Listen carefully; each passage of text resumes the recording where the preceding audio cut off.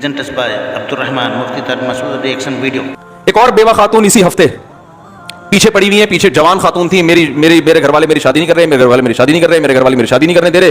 تو ایک 22 سال کا جوان آدمی ہے, لڑکا ہے, جادی بھی تو نہیں, وہ مجھ سے شادی کر رہا ہے اور میں اس سے چھپ کے شادی کروں گی کیونکہ میرے گھر والے میرا نکاح کرنے کے لیے تیار نہیں ہے. وہ کہنے تمہارے جب بچے ہیں تمہیں شادی کرنے کی کیا ضرورت ہے. اس نے بتایا میں روتی ہوں, میں تنہائی سے بیزار آ گئی ہوں, اور رو رہی تھی, خدا کی قسم فون پہ رو رہی تھی, اور میں چھت پہ جا کے بیٹھتی ہوں, ستارے دیکھتی ہوں, گنتی ہوں, یعنی ڈپریشن میں جا رہی ہوں میں. گھر والے تھوڑی سمجھتے ہیں یہ چیزیں.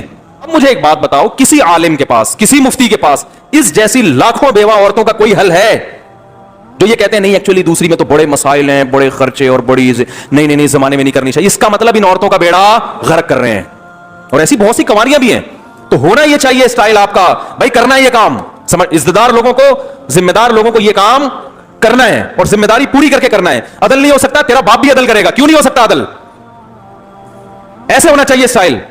بھائی کیوں نہیں ہو سکتا عدل؟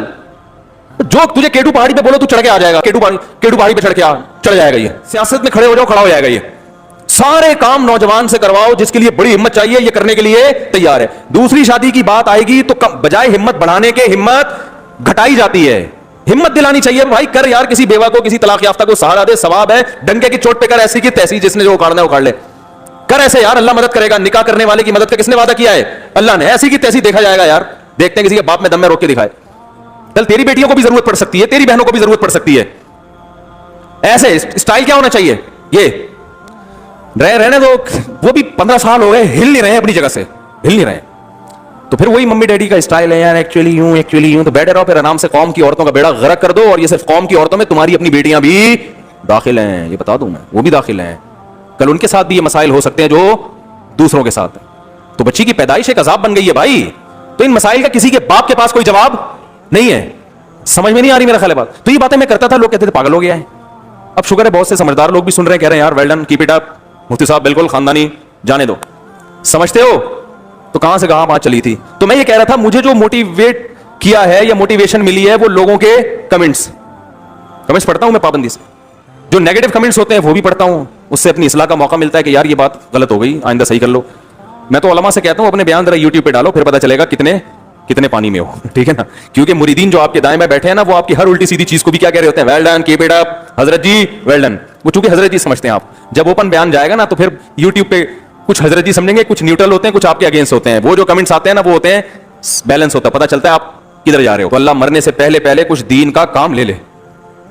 سب سے زیادہ دعا جو ہمارے بڑوں نے ہمیں سکھائی ہے وہ یہ دعا ہے کہ اللہ سے یہ دعا مانگا کرو کہ اے اللہ اپنے دین کی اخلاص, عافیت, قوت اور ہمت, یہ 4 چیزوں. ہمارے حضرت یہ دعا اپنے لیے کروایا کرتے تھے, ہم سے کہتے تھے میرے لیے یہ 4 دعائیں مانگا کرو. یہ دعا مانگا کرو یوں, اے اللہ اخلاص کے ساتھ, کیونکہ اخلاص کے بغیر جتنا بھی کام ہو جائے آخرت میں کیا ہے, زیرو. اخلاص کے ساتھ, قوت کے ساتھ, یعنی ایسا نہ ڈھیلے طریقے سے کام ہو, کام کیا ہو, طاقت ہو اس کام میں, ہمت ہو, سستی نہ ہو. اخلاص, عافیت اور عافیت کا مطلب فتنوں سے بچا کے رکھے اللہ تعالیٰ. بعض دفعہ کاموں کے سائیڈ افیکٹ بہت زیادہ ہو جاتے ہیں. تو اخلاص, عافیت, قوت, ہمت کے ساتھ اللہ دین کا بہت زیادہ کام لے لے. پہلے ایک شاگرد نے حضرت کو کہا میں اپنے لیے دعا مانگتا ہوں, اے اللہ مجھ سے دین کا سب سے زیادہ کام لے. تو حضرت نے فرمایا یہ آپ اپنے لیے دعا مانگ رہے ہو, دوسروں کے لیے بد دعا, یعنی دوسرے علماء آپ سے کم کام لیں, ٹھیک ہے نا. تو الفاظ یہ مناسب نہیں ہے. تو یوں دعا مانگا کرو کہ اللہ اخلاص, عافیت, قوت, ہمت کے ساتھ دین کا بہت زیادہ کام لے لے. سمجھ میں نہیں آ رہی میرے خیال بات. تو سب سے زیادہ کے بجائے کیا کہنا چاہیے, بہت زیادہ کام لے لے. اور ایسا کام لے, پھر اگلی دعا کے الفاظ کیا ہیں, ان کاموں کو میرے لیے, میرے والدین کے لیے, میرے اکابر اور اساتذہ کے لیے, قیامت تک کے لیے صدقہ جاریہ بنا دی. یعنی کام ایسا ہو کہ اس کا اثر قیامت تک جاری رہے. جیسے ہمارے شیخ مفتی رشید احمد صاحب کے لیے ہم یہ دعا ان کی زندگی بھی مانگا کرتے تھے اب بھی. تو انہوں نے ایسے کام چھوڑے ہیں, ایسے بندے تیار کیے اور ایسے ادارے کہ ہمیں اللہ کی رحمت سے امید ہے کہ وہ ادارے قیامت تک افراد پیدا کرتے رہیں گے جو ہمارے شیخ کے لیے صدقہ جاریہ بنے گا, حضرت کے والدین کے لیے بھی, کیونکہ حضرت کو مدرسے میں ڈالنے والے, تربیت کرنے والے ان کے والدین تھے نا. تو یہ جو پودا لگایا یہ تو والدین نے لگایا نا, اور حضرت کے اساتذہ جنہوں نے ان پر محنت کر کے ان کو حضرت بنایا, تو ان سب کا حصہ ہے نا اس میں. تو ہم تو دیکھتے ہیں کہ حضرت کے حق میں یہ دعا الحمدللہ قبول ہوتی ہوئی نظر آ رہی ہے. تو اپنے لیے بھی اور آپ سے بھی کہتے ہیں, بھائی کوئی بھی عمرہ کرنے جاتا ہے, حج کرنے جاتا ہے, مفتی صاحب آپ کے لیے کیا دعا کروں, میں کہتا ہوں وہ 4 شادیاں میں مذاق کر رہا ہوتا ہوں کہ میری 4تھی شادی دنیا کی سب سے بڑی تمنا ہے. وہ مذاق ہے, اس پہ بھی لوگوں نے کلپ بنا کے نا اس کا بھی مذاق بنا لیا. تمنا تو ہے, وہ تو اتنا بھی مذاق نہیں ہے کہ اس کی کوئی ویلیو نہیں ہے, ایسا نہ آپ سیریس ہو جائیں. تو لیکن وہ کوئی اتنا اہم مسئلہ نہیں ہے. اصل مسئلہ میرا جو ہماری جو کوئی حج پہ جاتا ہے, عمرے پہ جاتا ہے, مفتی صاحب دعا کریں, دعا کیا کرنی ہے آپ کے لیے, تو میں اسے ایک دعا کہتا ہوں, بھائی میرے لیے دعا کرو, اللہ مجھ سے اخلاص کے ساتھ, عافیت, قوت اور ہمت کے ساتھ, اپنی مرضی کے مطابق, یہ میں کہنا بھول گیا تھا, دین کا خوب خوب کام لے لے, اور اس کام کو میرے لیے, میرے والدین کے لیے اور میرے جو مشائخ اور اساتذہ ہیں ان کے لیے, اللہ قیامت تک کے لیے اسے صدقہ جاریہ. یہ اگر دعا قبول ہو گئی تو آٹو بچہ ہو گیا کام. اور اپنی اولادوں کو بھی اس راستے پہ ڈالے, بیٹا دین کا کام, اگر تم سے اللہ نے دین کا کام لے لیا تو کامیاب ہو, نہیں لیا تو بھاڑ میں جائیے دولت, بھاڑ میں جائیے. تھوڑا سا اسٹائل ہمارا چینج ہے, وہ اس آدمی پہ غصہ آ گیا نا, مٹھائی کے ڈبے کے پیسے مانگ رہا تھا, اس کی وجہ سے اب میرا پورا اسٹائل ہی چینج ہو گیا. جو چیز سب سے قیمتی ہوتی ہے نا, وہ سب سے محبوب کو وہ چیز دی جاتی ہے نا. ارے آپ اگر گفٹ دینا چاہتے ہو تو سب سے قیمتی گفٹ اپنے سب سے محبوب دوست کو دو گے. تو یہ جو دنیا جب اللہ نے بنائی اور انسانوں کو بھیجنا شروع کیا, آدم علیہ السلام سے لے کے قیامت تک آخری جو انسان آئے گا, کسی کو اللہ نے حسن و جمال دیا, کسی کو اللہ نے صحت دی. قوم عاد اور قوم سمود کو صحتیں بڑی کھجور کے تنوں جیسے تو ان کے قد ہوا کرتے تھے. کسی کو اللہ نے بے تحاشا دولت دے دی. لیکن اللہ کے جو سب سے محبوب لوگ ہوتے ہیں وہ پیغمبر ہوتے ہیں. پیغمبروں کو اللہ نے کہا آپ کو میں اپنا پیغام لوگوں تک پہنچانے کے لیے سلیکٹ کر رہا ہوں. آپ کی بیسک ذمہ داری کیا ہے؟ کیا آپ میرا پیغام لوگوں تک, بولو نا بھائی, پہنچائیں گے؟ اور اس میں آپ جو پیغام پہنچائیں گے, اس میں پیغام پہنچانا بھی آپ کی ذمہ داری, اس پیغام پہنچا کے اس پہ موٹیویٹ کرنا کہ اس پیغام کو قبول کرنے کے لیے لوگ تیار ہوں عملاً, یہ بھی کس کی ذمہ داری؟ بولو نا, آپ کی. یعنی ان کو تبھی نبی صلی اللہ علیہ وسلم نے فضائل بھی بتائے نا ہمیں اعمال کے, یتیم کی کفالت کا یہ ثواب, پیغام پہنچایا, یتیم کی کفالت پہ اللہ خوش ہوتا ہے. موٹیویٹ کیا مختلف طریقوں سے, خود یتیم کو پالا آپ صلی اللہ علیہ وسلم نے, بیوہ عورت سے نکاح کر کے یتیم بچے پالے. یہ کیا کر رہے ہیں؟ موٹیویٹ کر رہے ہیں اور وعیدیں سنا رہے ہیں کہ یہ عذاب ہے اور یہ ثواب ہے. تو یعنی عمل پہ ابھارنا بھی پیغمبر کی ذمہ داری. اور تیسری ذمہ داری قانون بتانا کہ یہ حلال ہے اور یہ حرام. تو علماء کی تین ہی ذمہ داریاں ہوتی ہیں. اللہ کا قانون, بیسک تو دو بنتی ہیں, اللہ کا قانون بتانا کہ یہ حلال ہے یہ حرام, اور اس قانون پہ کیا کرنا؟ موٹیویٹ کرنا.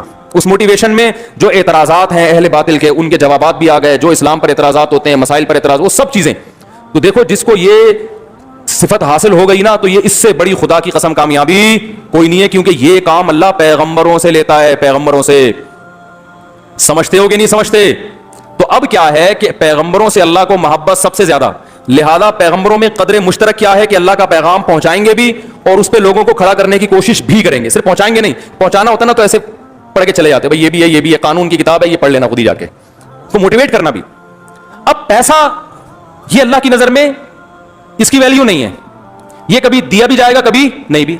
نبی صلی اللہ علیہ وسلم کو نہیں دیا, 40 دن گھر میں چولہا جلتا ہی نہیں ہے. سلیمان علیہ السلام کو بے تحاشا دے دیا, اتنا دے دیا کہ اللہ نے اعلان کر دیا کہ سلیمان کو جتنی دولت ملی اور حکومت ملی, قیامت تک کسی کو نہ اتنی دولت ملے گی نہ ایسی حکومت.